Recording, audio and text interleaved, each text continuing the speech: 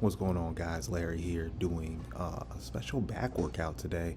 I am hitting week 1 of Scorpion, which is the new program from the Mountaindog Diet team. Since John's passing, the head coach there, Chris Edmonds, has kind of taken up the role of a secondary John, seeing as that Mountain Dog himself was his mentor, and this is a brainchild of his put out by that team. So today's back workout is especially great because I haven't done mountain dog training in a number of years.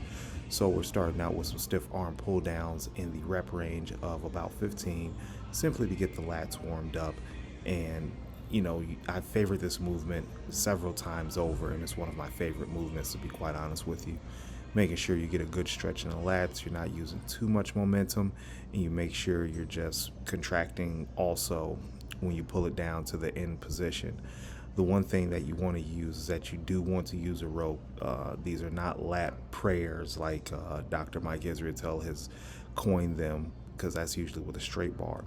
Now, on the work sets, what I also did, according to the manual, is that I supersetted these with neutral grip pull-ups, and here I use the dip chin assist. And again, this is not something I normally do. I haven't done chin-ups in a number of years, and it's something I honestly need to get better at, so I'm glad that these were programmed in. But again, I'm using every advantage I can to make sure that I'm getting some good reps on the chin. And with the superset, I was failing around about 8 reps on the chin up. And I did 2 rounds with this. I did the stiff arm pull downs around 15, failing, and then straight into the neutral grip pull-ups and failing around about 8 reps or so. So the neutral grip is really good because it doesn't normally bother my shoulder, and also it hits the lat a little bit more.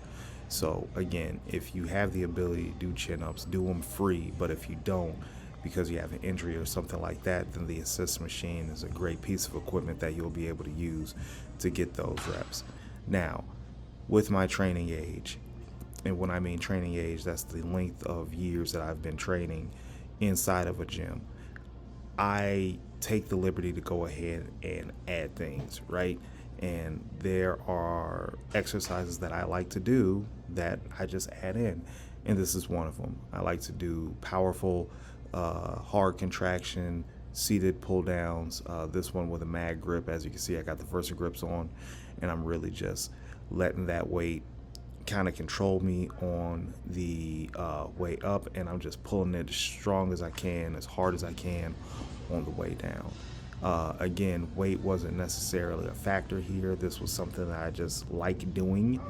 I like doing a lot of them, and it's something that I will continue to do a lot of. So this wasn't in the program. This is something that I added in, but this next one was inside the program. This was chest supported rows into Kelso rows now, or Kelso shrugs, I'm sorry.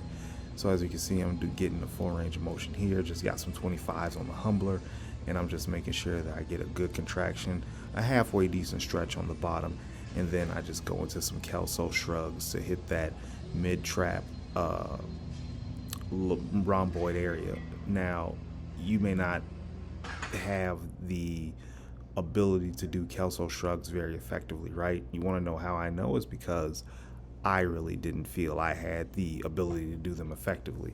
But that's just something that we got to practice, right? It's something that we have to get good at. You have to remember that bodybuilding is also a skill. Reason why it's a skill is because exercise execution is skillful work. So with Kelso shrugs, you see I'm just trying to pull my shoulder blades back as far as I possibly can, and I'm not doing a lot of them. What I'm trying to do is I'm trying to get at least 6 reps. Now the program calls to go to failure, but I have a rep range in my mind that I wanted to hit, and that number wasn't hit on the subsequent sets, but it's something that I think it was important to have just to give me some type of guide or governor to be able to shoot. So it was 2 work sets with the shrug combo and the rowing combo. So that's something that I was happy that I was able to do, seeing that I don't do it a lot. And now here's something that I'm gingerly doing.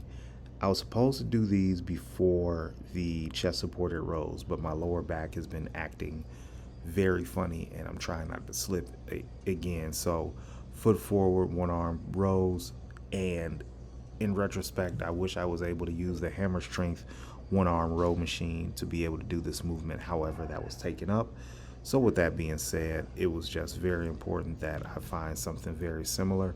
And you know me, I gotta have at least one barbell or at least one dumbbell movement inside of my program. So even though it wasn't the most optimal form, it wasn't a form that a lot of people would like to use. In fact, it was a little bit sloppy. I'm glad I was able to do it. So I basically went until I felt twinges in my lower back. So, you know, that wasn't anything to write home about. So I'm not going to too much harp on that there. However, what I do want to emphasize is the rest pause set that I did here on the seated cable rows. This was very important because it was just one big set and it was meant to target the upper back, and I felt that's what it did. You know, I'm not big on rest pause either these days because I just feel like my form breaks down too bad. So, you know, with about 15 to 20 seconds in between each mini set, you can see I'm just trying to pull back and squeeze those letters that are up on my shirt there, and I'm just trying to make sure that I get a strong contraction inside of that movement. So one big giant set there, and then I move on to the next movement.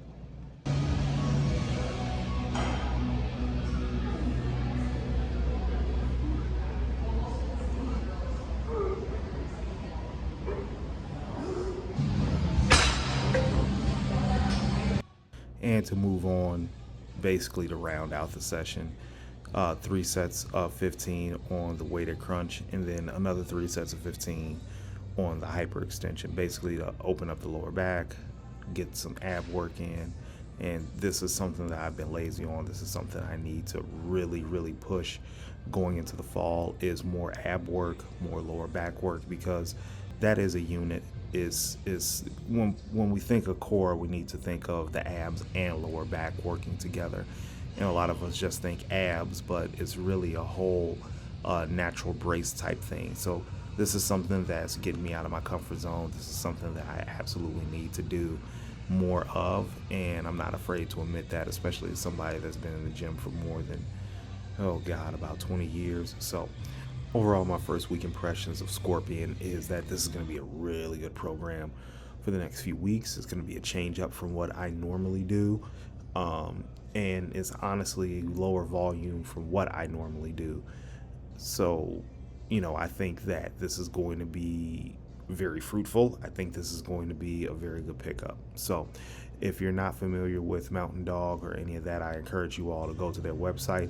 A lot of the stuff I advise is based off of John's ideas, along with several others. So please give it a follow. Please give Chris a follow. And if you can, pick up the program.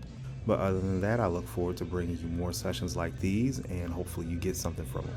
So if you can, like and subscribe to the content. I know it's been a while since I hit you up with a video, but looking to get out of part-time YouTube status. So subscribe to the Mountaindog Diet website as well. All right, y'all have a good one.